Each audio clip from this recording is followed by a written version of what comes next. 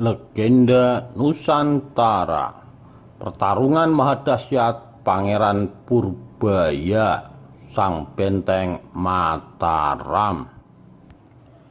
Tertulis tahun 1676 di dalam buku tua yang dipegangnya. Tahun itu ia tulis setahun yang lalu. Ini hari terakhir, sudah di penghujung tahun, dan besok telah tiba tahun 1676. Katanya dalam hati. Pangeran Purbaya nampak menghela nafas panjang. Dari jauh ia mendengar ada tangisan bayi. Selintas pandang, suara tangisan itu menghilang. Tapi dalam waktu yang tak lama, tangisan itu kembali terdengar seperti meratap-ratap.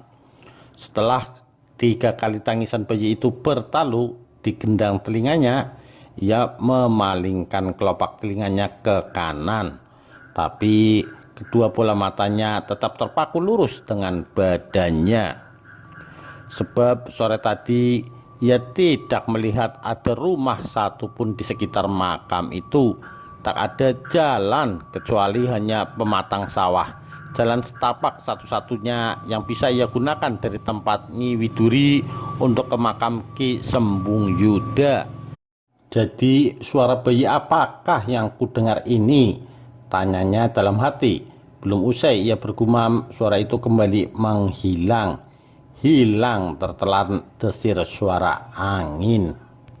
Beberapa lama kemudian ia mendengar suara tangisan lain.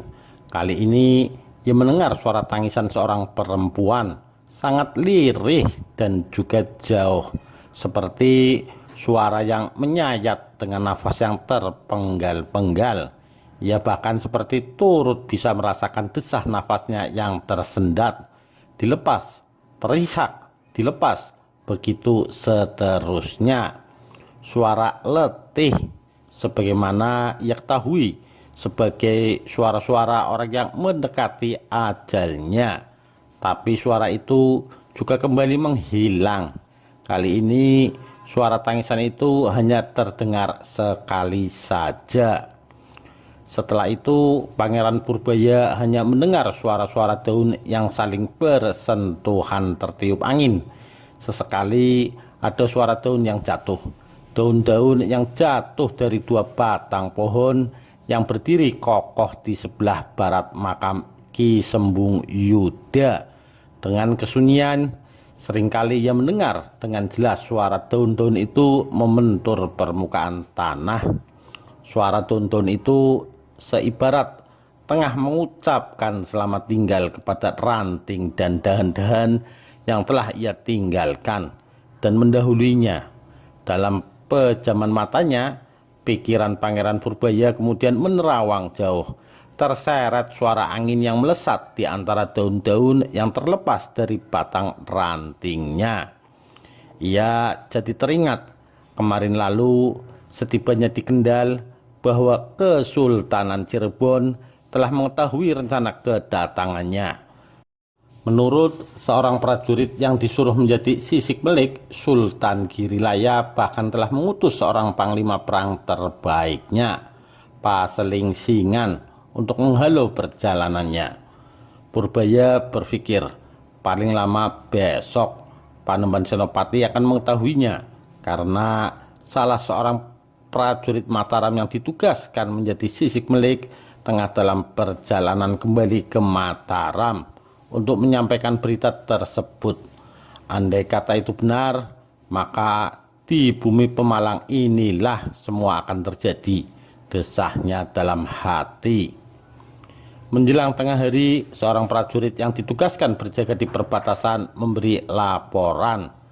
Mereka telah melihat sebuah pasukan Kesultanan Cirebon sedang bergerak dari arah barat, tak jauh dari perbatasan Pemalang. Mendengar berita itu, Purbaya memerintahkan pasukannya untuk berkemas. Kita ke sana, ke selatan, kita tunggu di hutan jati, tegasnya sambil menunjukkan jarinya. Sebelum pergi, Pangeran Purbaya menghampiri makam Ki Sembung Yuda, menghadap ke barat. Di tengah pusara, ia berjongkok sambil berkomat kamit. Diambilnya sebutir tanah sambil berucap, "Nyuwun pangestu Ki Ageng, saya hanya seorang prajurit yang melaksanakan titah raja.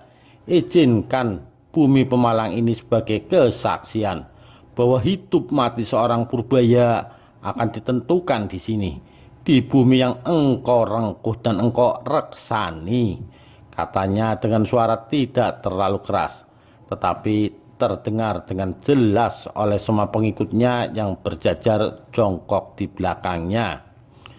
Ia mengambil sebutir tanah, lalu dilempar di tengah-tengah pusara Ki Ageng Sembung Yuda. Butiran tanah itu jatuh di antara bunga-bunga mawar yang ia taburkan kemarin sore. Taburan bunga mawar merah putih itu masih kelihatan segar. Baunya pun masih terasa menyengat di hidung. Wanginya menusuk dan menerabas kumis Purbaya yang tebal melintang di atas bibirnya.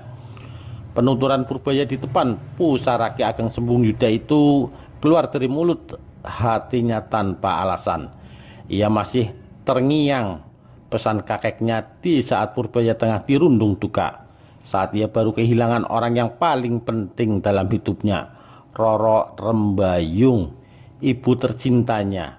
Peristiwa yang tak akan pernah hilang dari ingatannya, sebuah kematian yang dramatis dan tak pernah ia bayangkan, dan menjadi simbol kematian seorang wanita yang telah memegang janjinya. Demi cintanya, demi masa depan anak sematawayangnya, demi meluruskan terah sejarah asal-usul darah yang mengalir di tubuhnya, dia rela membayar dengan nyawanya. Sebuah harga yang sangat mahal, harga yang tidak bisa diukur dengan apapun. Tapi itulah kenyataannya, kenyataan yang telah ia temukan dan terima, kenyataan yang harus ia bayar demi menjawab siapa sebenarnya ayah kandungnya. Kala itu ia masih ingat ketika ibunya memanggilnya dengan nama Jaka Umbaran.